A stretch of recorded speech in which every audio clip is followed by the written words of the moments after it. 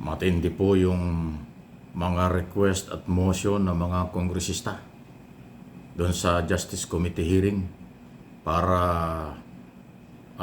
magpalabas ng mga certified true copy ng mga record ng Vice President, Office of the Vice President, okay, sa kanyang ginagawa mula pa nung siya po ay Vice President at Secretary ng DepEd 2022 hanggang sa 2025. Ganyan po.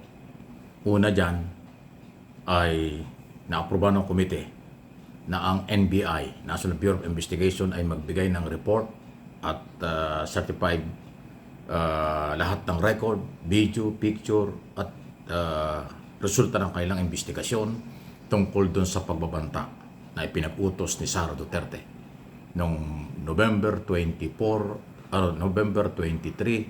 2024 nangyari sa isang press conference na meron siyang inutusan para sa buhay ng Pangulo, First Lady at dating Speaker noong mga panahon yun. Obligasyon ngayon ng NBI isumiti yan sa komite. Sunod, Office of the Ombudsman. Tungkol naman sa lahat ng SALN mula ng Vice President 2022 hanggang 2024, 25, 23 ang Statement of Asset and Liabilities ni Sara Duterte. Sumunod, Philippine Statistics Authority. Yung lahat ng record kung lehitimong tao o Pilipino, buhay pa ba o wala na, may record ba o wala, yung mga aliases, Mary Grace Piatos, Okoy Villamin, Spampano at marami pang iba. Halos libu-libong pangalan ang ginamit sa confidential pa ng Office of the Vice President. Yan ay sinomo na rin, pinagre-report din sa Justice Committee ang Philippine Statistics Authority para kanilang ipaliwanag kung meron ba siyang record o wala. Kasi po, lahat ng tao, anuman ang ating relihiyon at kasarian, meron tayong birth certificate, meron tayong death certificate kung wala na. Yun ang pagkakakilanlan. Totoong tao ba yung Mary Grace Piatos o hindi? Sino ba yun? Pag walang record ang PSA, malaki ang problema ng Vice President.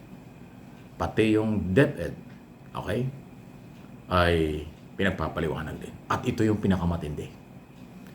Yung isa sa 16 na abogado ng Defense Counsel ni Sara Duterte na si Attorney Michael Powa, isa ko yun spokesman, ay kasama rin na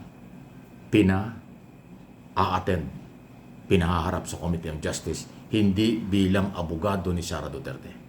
Siya ay pinahatid bilang testigo dahil siya ay dating spokesperson, undersecretary ng DepEd, Department of Education, at saka po spokesman ng Office of the Vice President noong mga panahong yon, 2022, 23 hanggang 24. So siya ay pinaattend hindi para magtanggol. Siya ay magiging testigo, tatanungin ano ang kanyang kinalaman nung siya ay YOSEC at saka spokesman ng Office of the Vice President. Matindi. Defense Counsel, gagawing testigo, resource person ng komite. So, sa ayaw at sa gusto niya, kailangan niyang mag-attend. Dahil kung hindi, isusuman siya. Okay? Yan po. Ang titindi. Di ba? Nang ginawa ng mga comment ng mga congressman. Dinaan lahat sa motion at saka voting. Lahat panalo. Sa 39 regular member ng House Committee on Justice kasama ang chairman, ang nakukuhang boto sa bawat bawat botohan, 34-35 vote. Isa o dalawa o halos isa lang lagi ang nag-o-oppose. Walang iba kung hindi si Rufus Rodriguez ng Cagayan de Oro, na minsan ang dating ay parang abogado ni Sara Duterte. Kaya tuwing magbubutuhan sa final decision pag kami mga motion for voting ay talong-talo si Rufus dahil walang kakampi siya.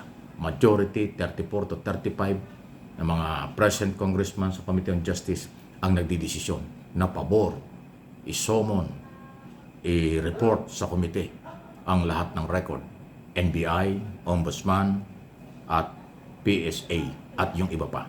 Pati po yung mga mga korporasyon o mga company na di umani konektado ang mag-asawang Sara Duterte at Attorney Carpio, sinosomo na rin. Dahil naman humalaman yung totoong kanilang kinikita at nakapaloob ba ito sa SALN. Kasi po ang SALN mandatory na dati ko na talakay na dapat idinideklara kung magkano ang kita taon-taon, magkano ang asset, liabilities kung meron man ng isang government official including Vice President. So pag yan pong lahat ng yan, nag-report sa komite, nagbigay ng ebidensya, certified true copy ang lahat, nako, mabigat po yan. Sa aking personal opinion, mabigat yan. Ngayon, kung hindi mag-a-attend yung Defense Counsel, so hindi nila ka-counter yan. Doon na sila magkikita sa Senado. Pero yan po yung mangyayari. Okay? Kayo nang bahala. Tama yan para sa aking tingin na ginagawa ng komite kasi sila po ay nag-i-evaluate, nagsusuri kung mayroong ebidensya. Ang mga complainant meron ng hawak na ebidensya at testigo. Itong mga opisina ng gobyerno kaya isosomon para i-certify nila yung official record ng Office of the Vice President sa kanilang mga opisina. SALN sa Ombudsman, NBI tungkol sa investigasyon sa pagbabanta sa buhay ng Pangulo, PSA kung talaga bang tao o hindi ang mga nakinabang sa confidential fund. Yung mga korporasyon kung saan konektado ang mag-asawang Sara Duterte ay para malaman yung kanilang totoong kita at kayamanan. Wow! Malupit, di ba? Ayan po ang nangyayari. Ganon pa man, sa impeachment court, impeachment trial sa Senado, dyan ako pwede nating marinig ang depensa ng Office of the Vice President. Kasi ayaw nilang mag-participate, ayaw nilang kilalanin ang authority ng mga congressman tungkol sa proseso. Kaya dead ma sa kanila. Sinulatan nga nilang mukhang kino-question ang ginagawa ng Committee on Justice. Ay hindi naman bibigay ang congressman dyan at kanilang paninindigan ng constitutional duty naaayon sa saligang batas ang kanilang ginagawa. So yan yung dahan-dahang nangyayari. Siyempre, ang aking purpose, iabot ko, parating ko lang sa inyo ang detalye ng mga nangyayari. Doon sa nakakaunawa, sa rule of law, due process, tama yan. Salamat sa inyo. Doon sa ayaw maniwala at iba ang paniniwala, sinasabi, akala one-sided, akala binabanatan si Sara, akala binabanatan ng mga Duterte, hindi nyo alam ang inyo sinasabi. Kasi ganyan ang proseso. Ibinigay sa kanyang pagkakataon, ayaw niya makipag-coordinate. Kaya, siyempre, tuloy ang pagharap, pagpipresenta ng mga ebidensya sa kasong iba-ibang ground sa tinatawag na betrayal of public trust. Ayan po yan. Marami hong pwedeng mangyari. Abangan ninyo dito sa aking mga channel. Please like and share.